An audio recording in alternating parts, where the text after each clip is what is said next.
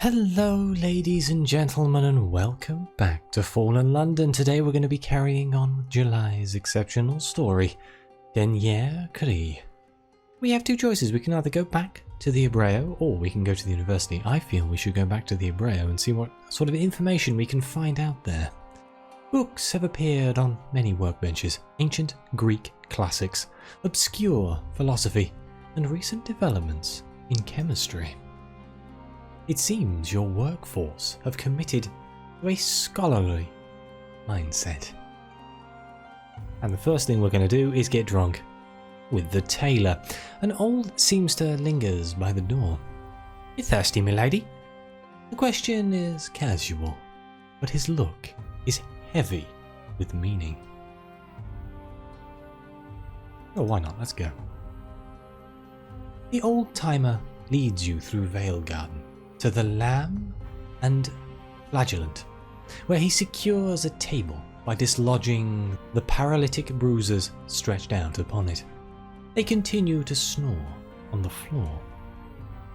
Once you have laid in some drinks and he is satisfied, the breaking glass and shouting has reached sufficient volume, the tailor speaks. "You seem a good sort," he says. "I wanted to warn you, if you haven't worked it out already, that you're stuck in the middle of something. Our new owner has an agenda and she's using you to pursue it. The head of design, the deputy head, she's a rough diamond, comes at you like an axe, but she'd throw herself in front of a charging horse to protect the house and the workers. Our new investor, though, something's wrong there. You're not from the industry, you're not likely to succeed. Why did she put you in charge?" As you absorb this, he wipes his mouth. "It's our jobs, you know. Some of us been there decades. Anyway, gotta get back." Okay. Something fishy is afoot. Let's research the competition. As a theme, academia is new to the world of high fashion, but there must be something previous involving black gowns and outrageous headgear. It is difficult to discern a specific academic influence on any previous year. Black cloaks remain a perennial favourite, but hoods have never been popular. And in practical headgear usually features a feathery plume or strives for height rather than breadth.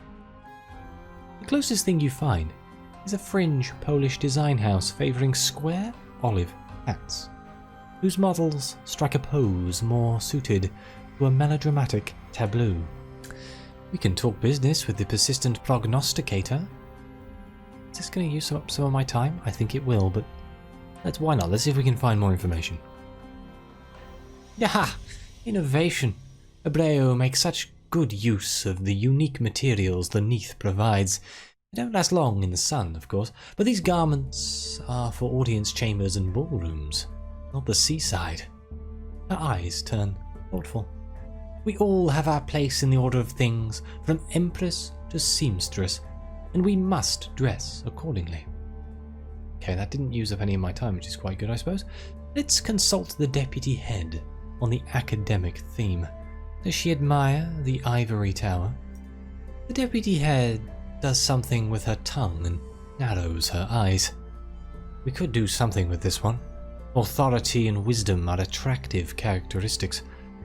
The problem, again, is that influential people Abreo targets are traditionally undereducated, or rather they are highly educated in the protocol of their role but cannot perform simple arithmetic. Their contract with academics tends to be in the context of intelligent people making them feel stupid. As such, they are unlikely to feel inspired by academic clothing. I could be wrong, of course. Okay, I think it may be time for us to take to the streets. You head down the stairs away from the industry and creativity of the design floor. Let's take a transport to the university. Enterprising urchins have reconditioned an old handsome cab. It is no horse, but a small mob of them mill around where it is usually hitched. "Where do you want to go, milady?" Distance, no object. Competitive rates, discretion assured. We always take the back ways, if you know what I mean. Okay, get in. Why does the interior smell of fish? Heave-ho! You grip the handrail as the urchins grab the reins and pull. Initially, the cab moves at a startling rate, but there are regular stops for one to relieve himself down an alley, or for the group to squabble over whose turn it is to drive. As you draw further from the main thoroughfares, you are forced to trust the urchin's sense of direction. Things heat up when one spots the constable, and the cab begins a series of hair-raising turns down crumbling side streets. When you alight in front of the Somerset College, you are fortunate to remain in possession of your life and your breakfast.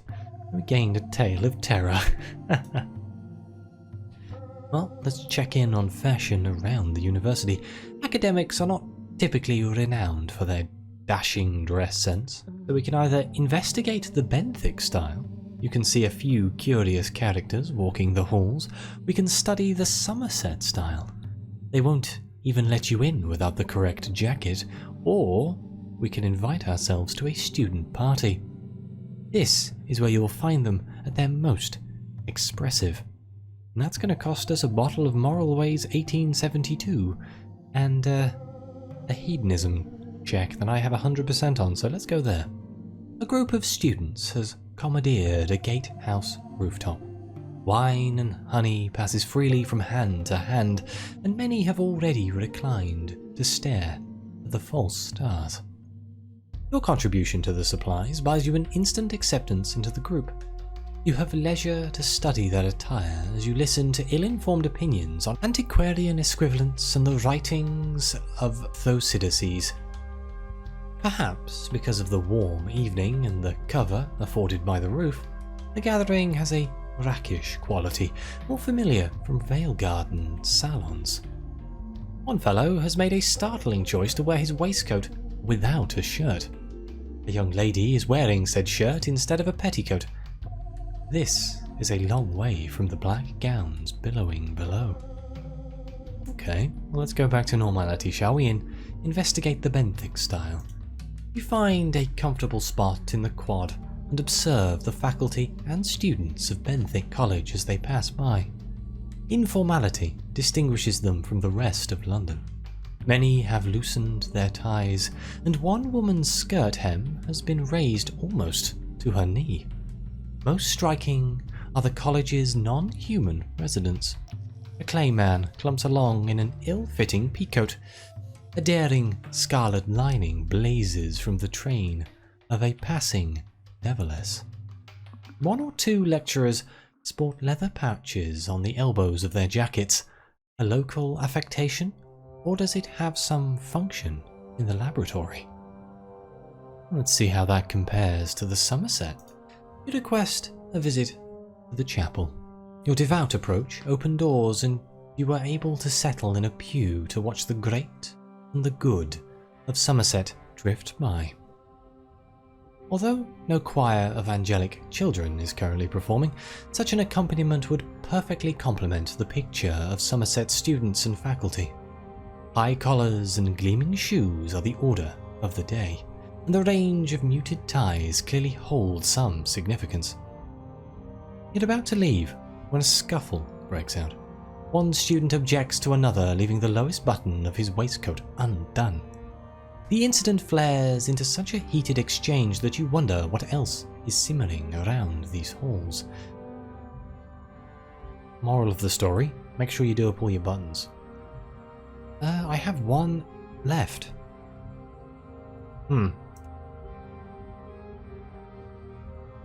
I missed something? Well, let's just do Somerset again, and we'll pretend. It's time to create our design, there we go. Let's return to the Abreo and get started with your academic collection. You could have articulated and put this whole thing off. So, the deputy head rotates her pencil between her fingers. What direction should we take this one? We have 3 options. We can emphasize an authoritative presence. Everybody has an opinion. but is it supported by the literature? We can bring out the dramatic aspects. Academics are on the frontiers of human knowledge and inhuman arcana, or we can convey the inaccessible struggle. That ivory tower can be a refuge or prison. Well, I did authority when I did the sea theme. Let's bring out the dramatic aspects. The deputy head clicks her tongue. I worked on stage, costuming for a while. Impractical clothing can be very dramatic. You just have to make sure they don't fall down the stairs. She sketches ideas: wider shoulders, weighted tails, a bewildering variety of long sleeves thrown out towards a black board. The mortarboard tilted forward in determination, back for glamour. Or, in one thrilling pose, deployed as a throwing weapon. The curriculum is set. Time for your pedagogical methods. So we can either showcase the scholarly gown, or could be more dramatic than a billowing black cloak, even if you don't call it that. We can make a feature of the hood, for ceremonial use only, you'll see about that, or we can invent an overly complex system of coded ties. Maybe something that flutters over the shoulder during chases and combat. We've got to go for the cape. Bale upon bale of black cloth is ceremoniously carried from the fabric room. The deputy head disappears in there and snaps a few orders. Soon, Z-green and garnet bales join the others. Geopolitical sensitivities, she comments as she pulls a lantern close to check colour combinations. There's always a hostile neighbour with the wrong colour in their flag or coat of arms. She takes off her jacket and stretches. If we don't get the shoulders right, expect a flood of angry letters from lecturers with time on their hands. You might as well head home. We are looking for another card here. Let's draw and hope it's in the first deck. It is! Wonderful! Along with a monkey. A delivery from work. A knock on the door. Package from Abreo, a muffled voice says. Let's answer the door. At last! This must be the reviews of your academic collection. You open the door to see the deputy head of design. I hope I didn't catch you at a bad time, she says. Her voice is strangely flat. She has the package of papers under her arm, but her other hand holds an elegant revolver aimed at your heart. She puts her foot against the door and nods you back inside. What is it with people pointing revolvers at me recently? The deputy head indicates you should sit down. She takes the chair opposite. Her gun never wavers. Read the reviews, she says. We worked hard enough for them. He is surely polite enough to let you get through them before opening fire. Le Mode Illustré still mentions the academic collection, but with half the page count. Coverage has shifted to less prestigious periodicals like the Young Ladies' Journal and Clobber. Abreo continues its new direction with a curious choice of an academic-inspired collection. Overthinking may be the order of the day. The cut and flow of the garments show a flair for the dramatic, but the product line lacks a certain je ne sais quoi.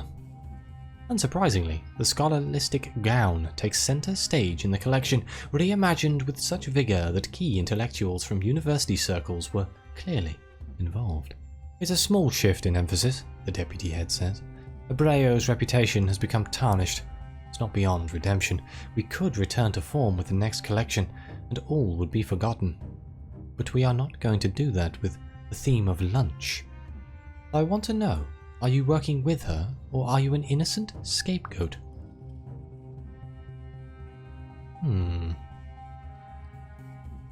We can deny involvement. Your recruitment did seem a little cursory. We can create a distraction. We'll never beat that pistol from a seated position, but perhaps you can get her to look away.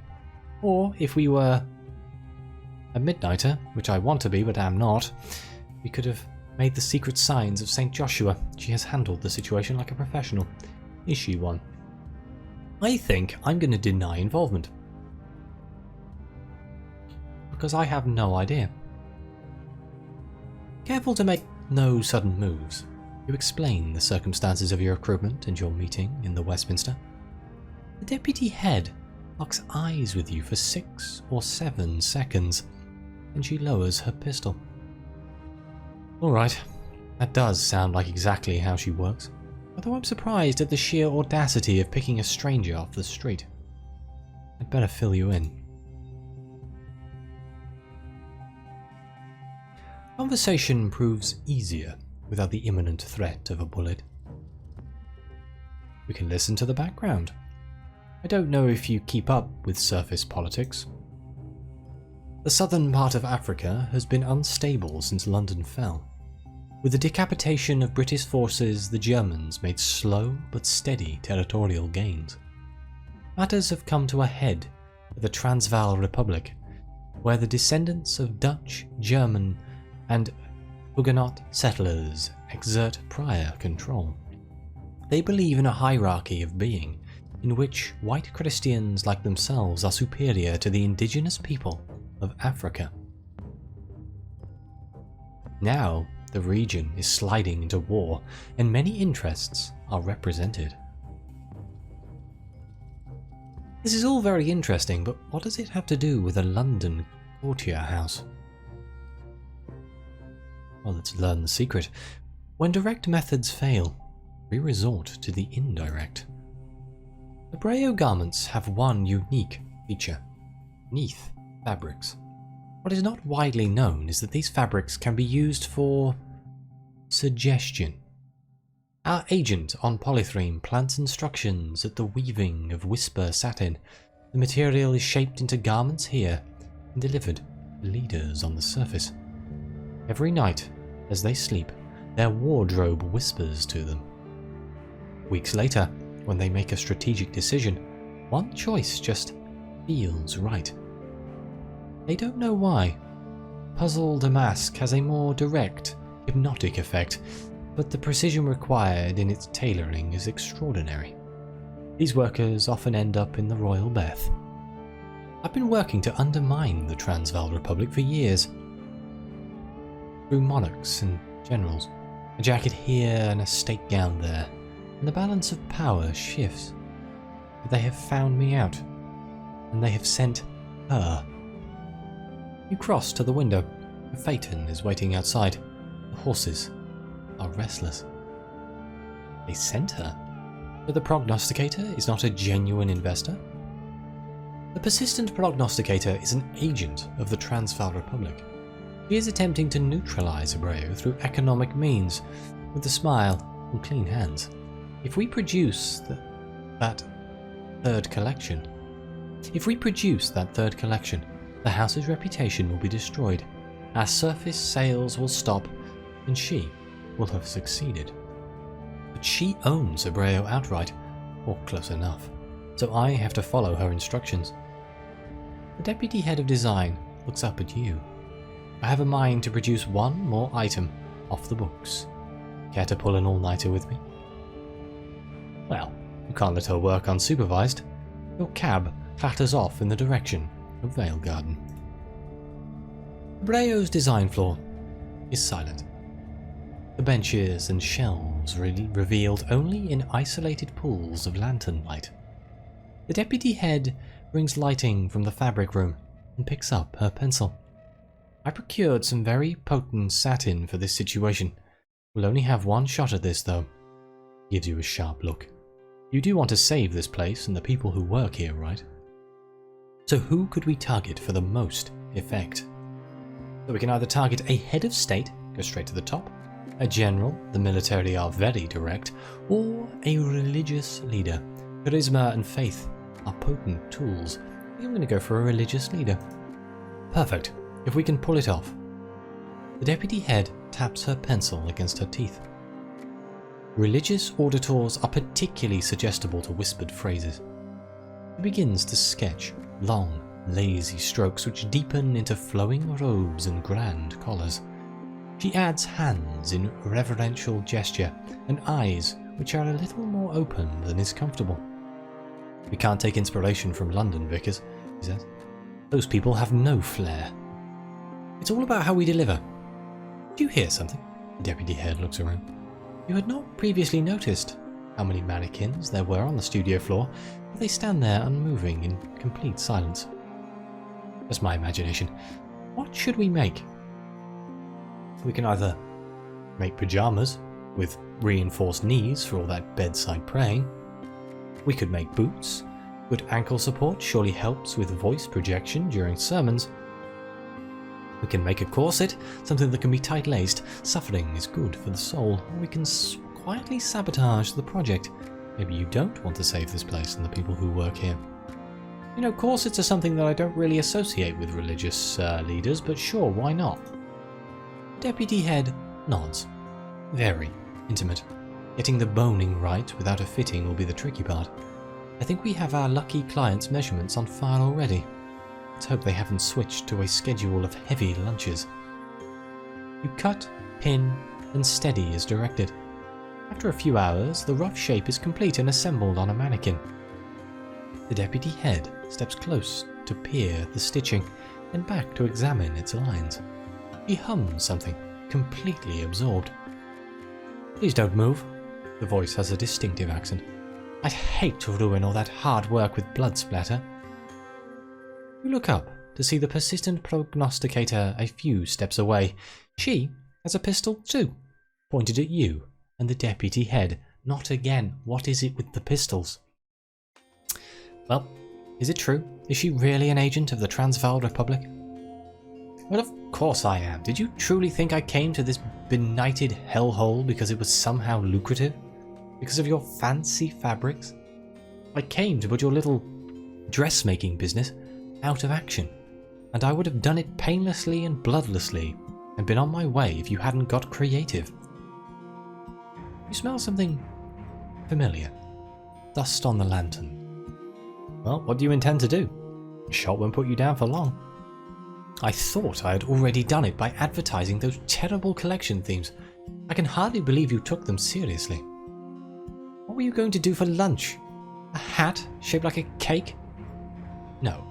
I see I have to take one step further to end your little manipulations, and yes, I've already done that too. Flickering light illuminates the far wall. Flames lick along the workbenches. Oh, she's burning the place down.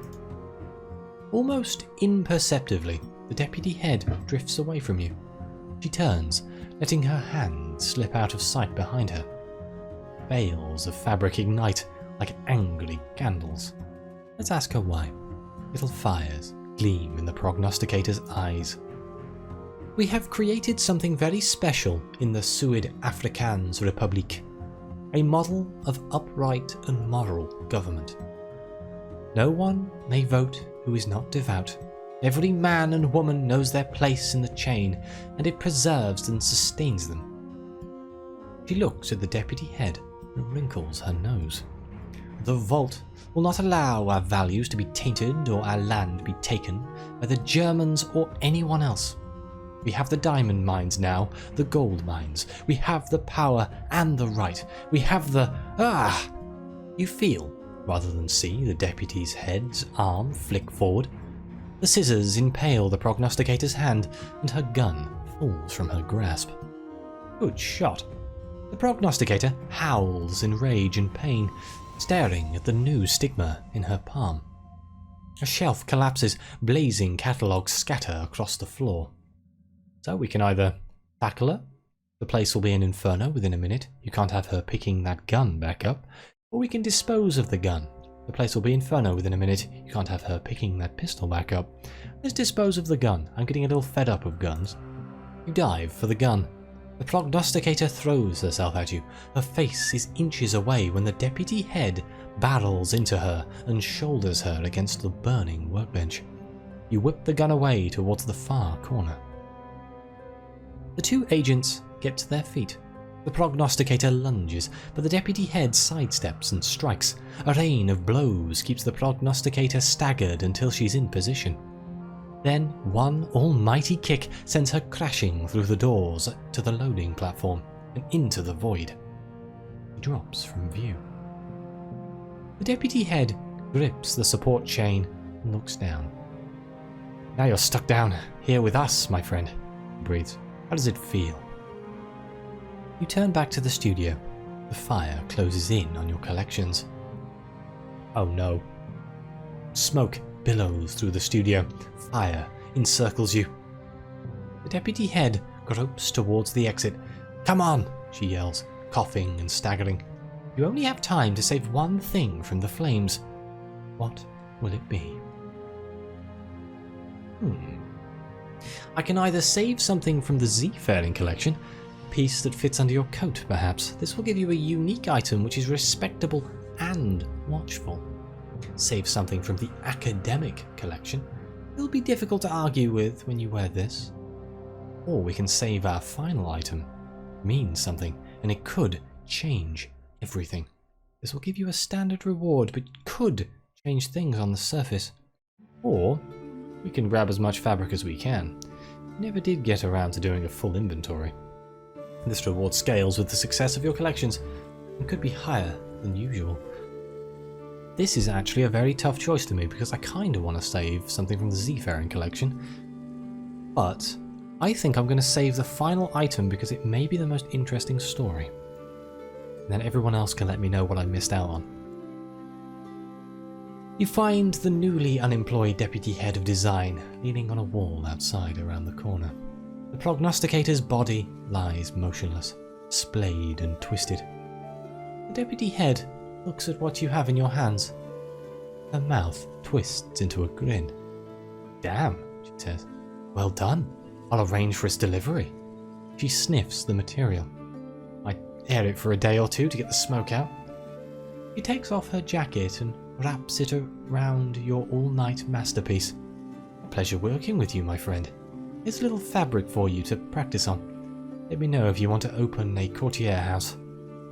I understand there's a gap in the market. He raises a hand in farewell, then drifts off into the gathering crowd. This is the end of Dernier Cri. Look for an epilogue carrying news from the surface. Okay, so I went through all my cards here and it hasn't popped up, so I'm probably gonna... I'll record it when I find it and I'll slip it in at the end here. Okay, here we are a little bit later and it looks like the epilogue news from the surface has showed up in my cards, so let's have a look. Walking near the docks, you pass a steamer newly arrived through the Cumaean Canal. Some of their containers are padded with surface newspapers. An urchin presses one into your hands. Let's read the headlines. What has been happening in the sunlit lands? Your gaze is drawn to the international section, which reports increased tensions in the southern regions of Africa. German forces are massing on the borders of the Transvaal Republic, and the threat of armed conflict looms. Commentators believe Germany's true motivation is control of the gold-rich Witwatersrand region. In a highly unusual statement said to have precipitated the situation, a prominent German bishop has denounced the Negerich Evemd Kek and its position at the centre of the Republic's civic life. Asked for an explanation, a source close to the bishop could only suggest a remarkable new physical posture during his everyday duties. As you read, something slips out of the centerfold, nearly falling to the cobbles. A letter addressed to you. Well, let's read the letter. The urchin who delivered the paper has long since slipped into the crowd. Hello, lady. Thank you for your sartorial aid. We made a good team in the end. I still see our mutual friend, although she is rather pallid these days. Despite our success, there remains much to be done in Africa. The Republic persists, and I will labour against them in my own way. Perhaps one day you will join me as my deputy head of design, and we might continue our work. Yours, a friend. And there we go. That is the end of the exceptional story, so thank you very much for watching. I enjoyed seeing what it is like outside of the collapsed London, the colonies as it were, but Please like, subscribe, let me know what you think. Your comments are greatly appreciated. Did you do anything different to me? If so, let me know down below. But as always, I'll see you next time.